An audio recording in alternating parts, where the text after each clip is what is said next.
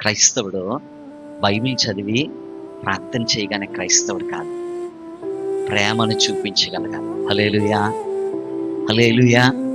ఏం చేయగలగాలి? ప్రేమను చూపించగలగాలి, ప్రేమను చూపించగలగాలి. ప్రేమించే స్వభావము కలిగినోడే క్రైస్తవుడు, క్షమించే స్వభావము కలిగినోడే క్రైస్తవుడు.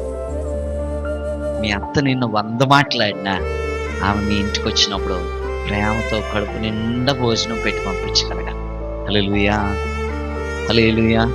అర్థమవుతుందా? ఒకవేళ వృద్ధాప్యంలో వారిని చూసే ఆ అవకాశం మీకు వచ్చిందనుకోండి, ప్రేమతో చూడండి, ప్రేమతో చూడండి. ఈరోజు మనం బలము కలిగి ఉంటాము, కానీ ఒకరోజు మనము అదే స్థితిలోనికి వెళ్తాము. హల్లెలూయా. అర్థమవుతుందా లేదా నా మాట? ఒకరోజు మనము కూడా అదే స్థితిలోనికి వెళ్తాము. ఆ స్థితిలోకి వెళ్ళినప్పుడు మనము కూడా మీ అత్తగారు ఉన్న స్థానంలోనే ఉంటాం. నువ్వు ఒక అత్త అవుతావు.